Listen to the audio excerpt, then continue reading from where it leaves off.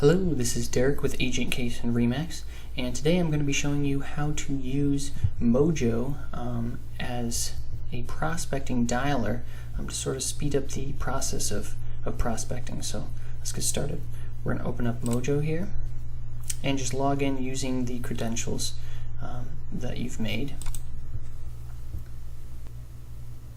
And at this point, you are being shown the home page for Mojo. Once you start scheduling activities and follow-up calls and things like that, you're going to see those appear right in this area on your home screen. But for the purpose of the video, this area isn't really going to show much of anything. So let's go to the Data and Dialer tab, which is right here. And this is where all of your calling lists and groups are going to be listed in separate panels here. As we go along, more data will be imported into here, but for the purposes of this video, we are going to start with the Mojo training list, which you will have in yours already. Now this list is actually just a Mojo list. It's for training only. You're not actually going to be calling any real people. This is just going to help you get a feel for the program and gain some experience before you start calling real people. So let's get started. You're going to move your mouse over here and you're going to hit the power dialer button. Push continue to dialer. And now you're going to see various options for how you can modify your preferences when you make calls. When you're doing prospecting for expired listings, this option right here is going to be the one you use the most. This is call from where you last left off, and basically what this means is that if you've called on Monday 20 people, 100 people, whatever it is, you won't redial those exact same numbers the following day. It allows you to pick up where you left off. However, if you're in a situation where that doesn't matter so much, this is going to be the option that you want to pick, or if it's the first time you're calling a list of people. So over here, you're just going to select the caller ID that you can or have already created.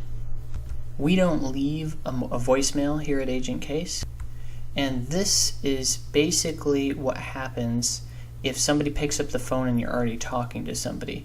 We leave this as dead air, which means that they don't hear anything. This is the number of lines that you can dial at the same time. We usually pick 3, and then the number of times that the phone will ring on their end before it tries dialing somebody else. Now the other thing that's going to be important here is you want to make sure that this is checked, so that way when you make contact with people and they've made appointments, that you don't call them and start prospecting with the same people again. So now everything's good to go. We're going to start dialing. If you've already started dialing in the past, it's going to bring this up. Just go ahead and push restart.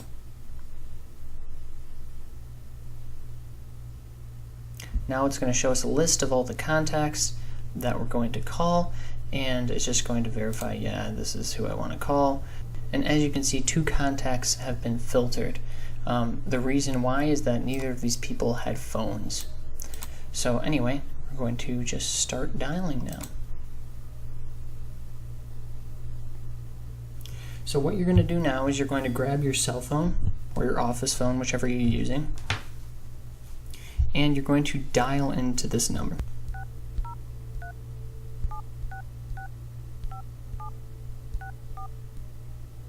Now when you dial in, it's going to ask you for your PIN number. Using your touchtone phone, please enter your PIN number. Your PIN number can be found in the dialing box on your screen. So now I'm going to go ahead and enter the PIN. You are now logged into the Mojo dialer. Please press the start button on your screen to begin calling. And now we can go ahead and hit the start button. Now, we're not going to listen to any of these fake phone calls that are going to happen, but you're going to see that all of these up here are numbers that are being called. Now, if something like this comes up where it shows a callback message, that basically means that somebody has picked up the phone and you were already in contact with somebody else. So if somebody's contact is green, that means they've picked up the phone and they are live and they are talking to you now. So now when somebody picks up the phone, it's going to bring up all of their information. In this case, there isn't much to see. You can see their address, New Hampshire, whatever. But basically, this panel is going to give you some information to go on, so that way when you talk to the contact, you at least know a little bit about the property. So at this point, you're going to be talking to your potential client here, and you're going to be going over, okay, I saw that you had a property that was for sale. Is that still for sale? And let's just suppose that they want to set up an appointment to get their house relisted and put back on the market. So there's a few different categories or options for things we can do here. The three options are to create an appointment, to create a task, or to create a follow-up call.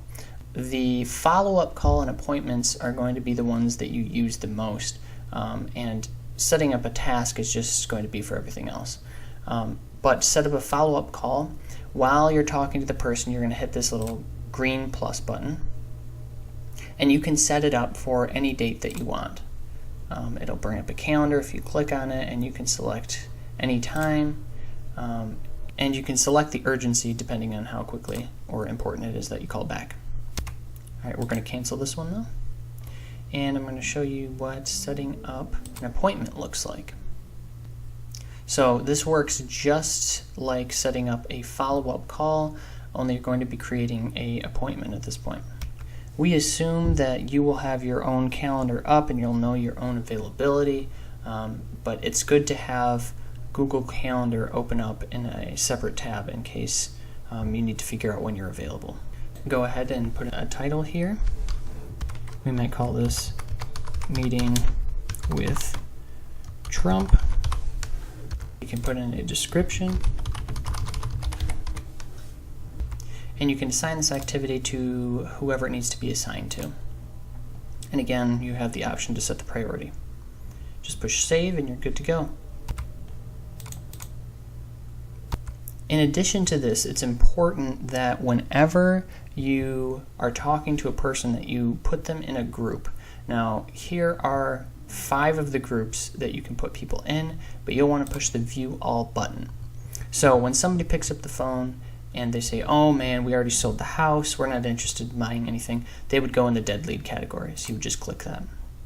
But let's say they were excited and they're like, let's do this. You're going to put appointment set if you set up an appointment, or you might go ahead and do a future follow-up and set up a follow-up call.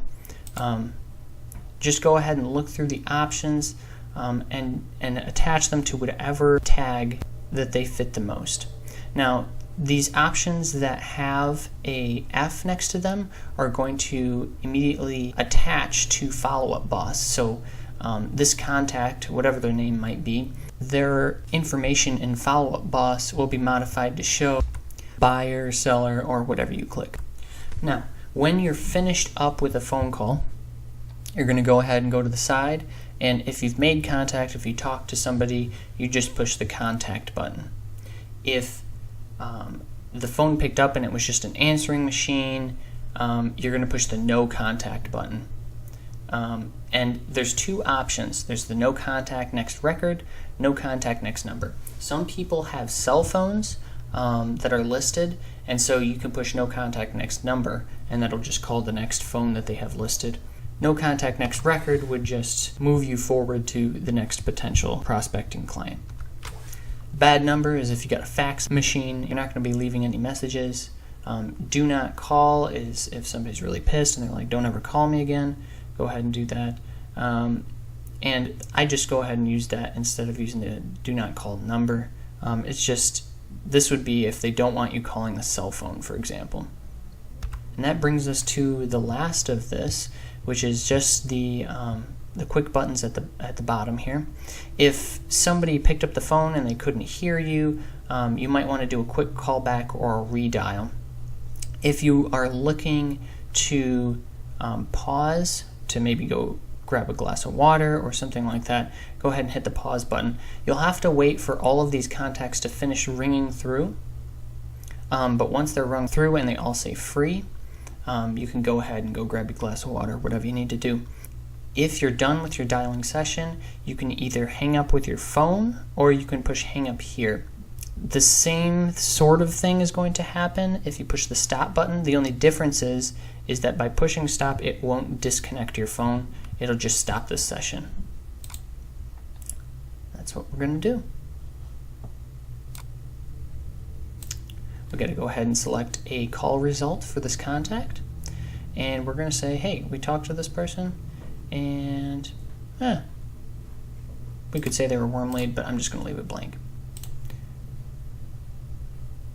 There we go. As you can see, even though I pushed the stop button, we got to finish up with this, which now you can see that the person is picked up. Now they're talking to me. So this is important because if you walk away before these finish dialing through, somebody might pick up and just be left hanging. So that's all I got for you today, and I hope you enjoyed the tutorial. This has been Derek with Agent Case.